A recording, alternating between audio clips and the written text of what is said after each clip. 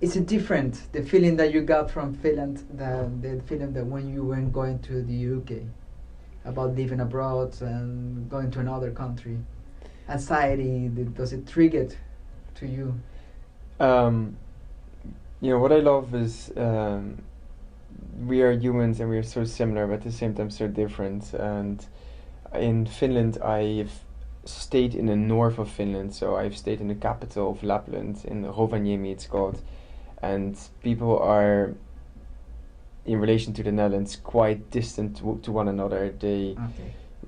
They greet each other really differently, very more like in a cold way, I would say. Even like I would say polar difference between Finnish people and South Mid American people that are much more warm.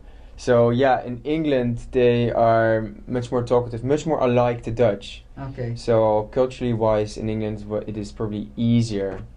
To approach and to be there. Yes, but two different experiences and all those.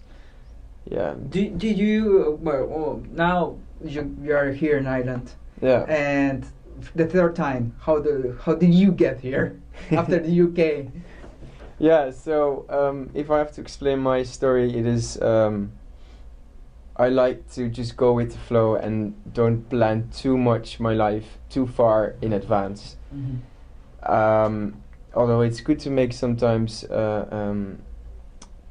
plans for the future, it's good not to set them in stone. Mm-hmm. And that is really why I came here. I did my master's in England. I actually, probably one of the reasons that I'm everywhere is because of my parents that are living in Switzerland. So I went to Switzerland to live with my parents for a while, and thinking about what I wanted to do, and I decided to travel for a while. Okay. I went to Japan, where you've been as well. Okay, nice. Yeah, was welcome. Among other places, and returned. And somehow I got this opportunity because I was looking. I think I was looking on this website. This website was probably called International Jobs or something like this. International Jobs, and I got this opportunity to go to Dublin, which I didn't expect because I thought I wanted to do something in Brussels because that's more related to my study. Yeah. But I decided to go for that because I was able to earn money, and I didn't expect anything. But I'm still here after 2 years. Oh yeah, that happens. That I know about that. Related to that feeling about living abroad, Europe is kind of like people move around through the countries a lot, at least from what I can see, because the freedom of movement that you have. Yes. Did you see yourself always living abroad, like after Finland, then the Netherlands, then the UK, then go back to Switzerland, then traveling? Like you feel like, oh, wow, I actually an international citizen. Yeah, maybe at some point I started to feel a bit like this, and yes, I have to admit that even if there are people listening to this podcast that might live in different countries where the free movement of people are not as easy as and obvious as we have it in the European Union, that probably helped me in doing this, because part of my first move in Finland was the Erasmus program that is funded by the European Union to go abroad and get a little bit of funds for self-subsistence. But still, I would suggest that even if it's less promoted for you to go abroad, the first time might be hard, but the second time you would want to go abroad again, for many reasons. Could you say some of the reasons? Will you say the money? Will you say the lifestyle? Because at least for me here in Dublin, and one of the things that I can easily see is that I can go to the cinema at night and then I can walk back to home, and that's a thing that I wouldn't dare to do in the capital. Walking at night, 10 p.m. It would be dangerous to do. Yeah. So, what do you see that you like here in Dublin, Yeah. What I like here in Dublin Yeah. specifically. or in one of the places that you have been? Yeah. So what I like about international experiences is the experience, and the least motivation for me to come here was probably money. Although I needed money to Yeah. survive. Yeah, we know all. Yeah, we all know that. Yeah. But I think it is the experiences that count in the end. And what made my stay successful here, for example, if you ask me, that is for example to get to know Ireland as a country, the real people, and there's several ways in which you can get to know different cultures. So probably the first encounter would be to go while you're still working. You go abroad and you go on holiday for maybe 2 weeks, and in a very short period of time you try to cram a lot of different sites in that moment. Yep. A great experience, I'm sure. But maybe the real locality of that experience, you Yeah. just might miss out because you just haven't spent enough time. Mm-hmm. Maybe the second most culturally rewarding way of traveling would be to stay for an extended period of time, and that is maybe 1, 2, 3 months if you can afford longer. Yep. Because then probably you have more time to relax and also try to understand different cultures and just come across stuff Yeah. that you don't normally experience. Yeah, I agree. And probably the fourth, and that is what I'm living here right now in Ireland, is that you stay in a country for a longer time, and then you really start to understand how things work in relation to your own country. And I'm not sure if you have anything that institutions work that are completely the reverse in your own country. Well, I will say that happened to me in Japan, where everything that I knew was not the way to know to do the stuff. So you start to wire yourself up again, because Yeah. new ideas, new way to do stuff are started to be there. So here in Ireland, I was surprised that I'm still get a good experience here. So if I go to the institutions, to the government institutions, Yeah. things work. I can work with revenue through their website, and things work. So that's a thing that I couldn't be doing back at home. So I like here. And how was your experience related to job hunting here? And was it different from other countries? I'm not sure if you worked in another country besides the Ireland. It depends, I believe, surely on what type of background you have, and where you're seeking, in what kind of field you're seeking a job. Although I am working right now in sales, and opportunities are plenty, and not just in Ireland, also elsewhere. So if you are into sales, then in Europe at least, because that is what I know, in Ireland or Barcelona, there are also many opportunities. In Lisbon, there are opportunities, but that is maybe sales related, right? But then I know that everywhere in Europe they are looking for people, Okay. where you can easily start when you have the ability to speak English, for example.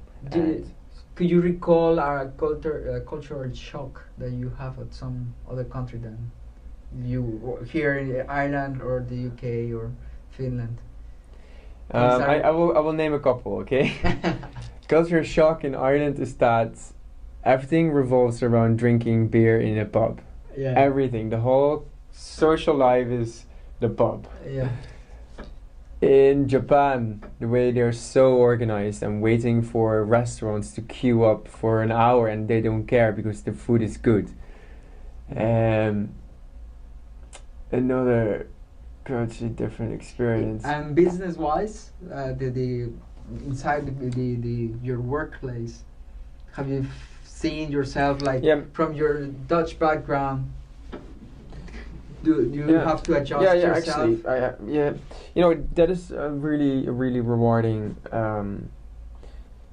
thing of my last 2 years in Ireland, because I've been lucky enough to work with a really big group of international people, and so I've mostly been in a Benelux team. So the Benelux is Belgium, Luxembourg, and the Netherlands, Okay. which is mostly combined. But we have always been part of a bigger group of different nationalities, and that's an amazing experience to be together with all people that want to go abroad, want to go for the experience. But to come back to your question, Dutch people, for example, are quite direct, and I've seen sometimes that some people don't really appreciate that. Oh. They prefer that you bring it more gently, and sometimes Put we it in a are- wrap. Yeah. We say that some people.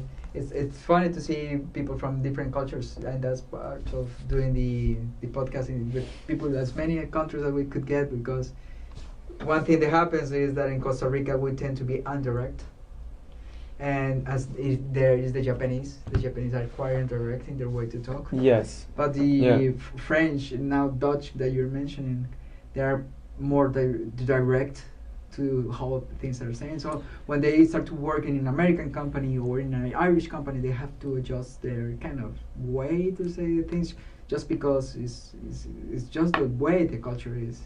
Exactly. I do think that we are quite close with the English and with the Irish and also the Americans in some sort of way, because our societies are more individualistic and we tend to be quite open and direct.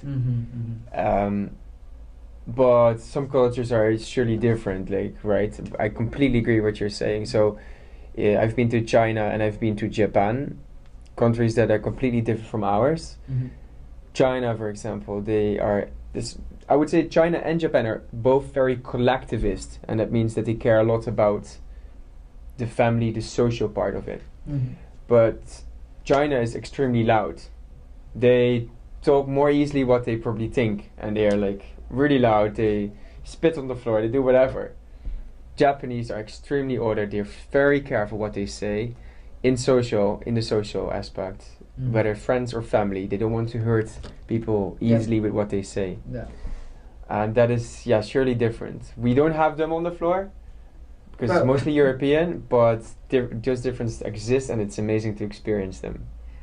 Related to interviewing here in Ireland, Yes. do you have any advice for the people when they are coming to an interview here in Ireland or in the UK or even in the Netherlands? If I would say my advice is that if you're determined to do something, if you're interested in a job and you want that job, then my advice is just to prepare well. Get experience from YouTube or whatsoever.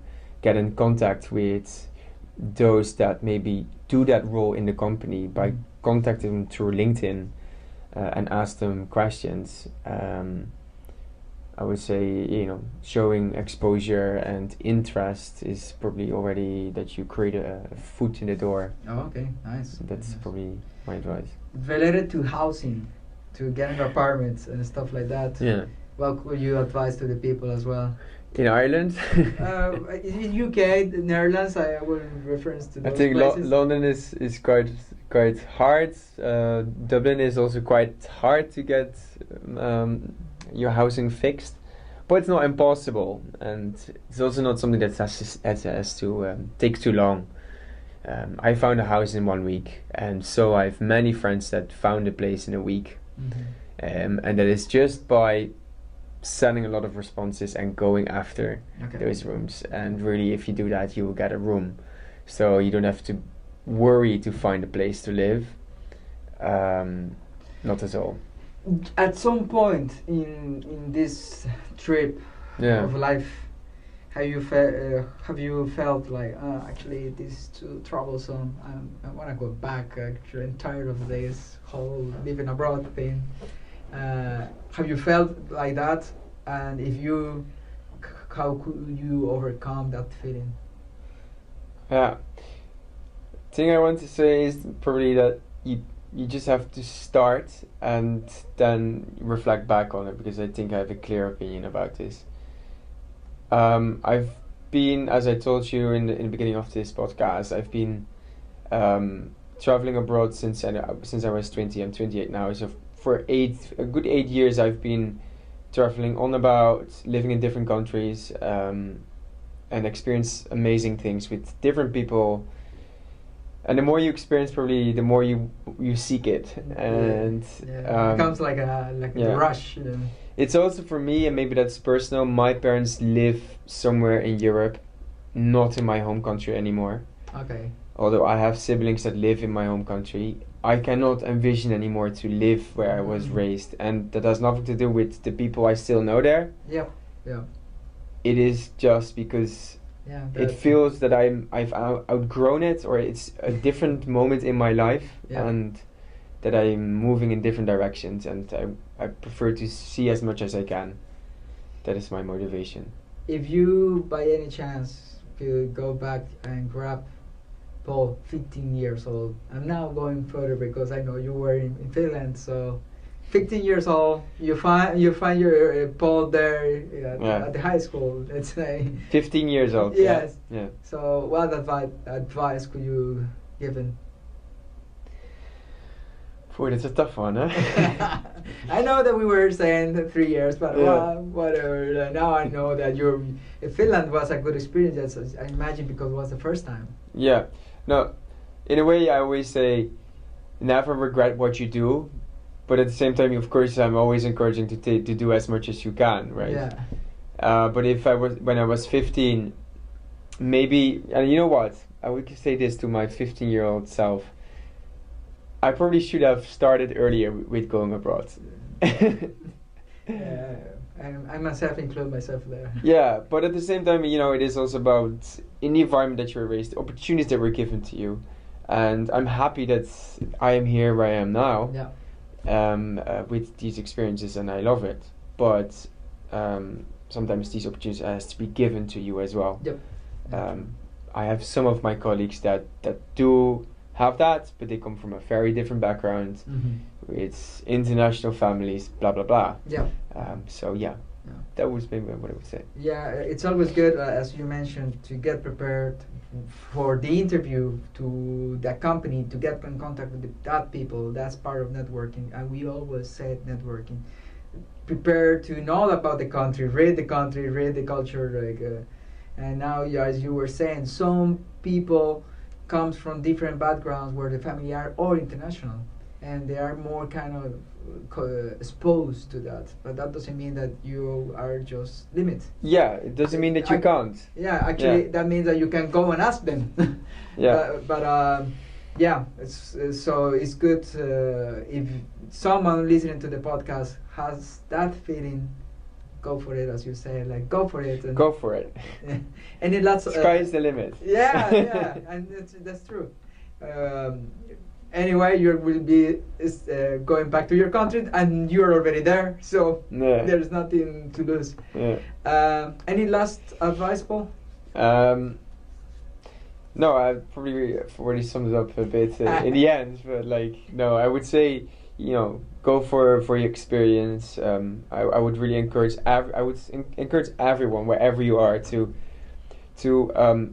experience something abroad, and that's what I mean with experience something that is different from what you know, and I only think it can enrich you. It will enrich your understanding of the way people are. It will give you probably a better understanding of even your political ideas or philosophical ideas. Does it make you better at work? Does it make me better at work? Yeah. Because you're on sales, so that's. Yeah, well, I'm also working on Belgium, which is not the same country. So in a way, probably yes, try to adapt maybe, and it probably has make me grow as a person. So probably it does help me. Yeah, we'll talk in a couple of years if the podcast is still on. Yeah, and we'll talk and see. Well, thank you so much, Paul. You're welcome. Hopefully, you will like this episode. Let us know. If you want to get in contact with me, you could email me to leonardo.martin@pm.com. And if they want to contact you, Paul? Yes, if you want to contact me, feel free to shoot me an email. It's a bit hard, my email address, but it's ecdiepenbrock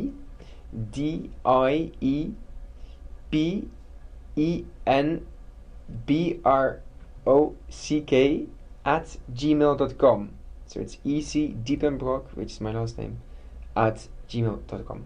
Great. And this is the last episode for the year in English. So thank you for being with us, Paul. And Close to 2018. Yeah, and happy holidays to everybody. Yeah, likewise. Bye. See ya. Bye. This is Work and Learn Abroad.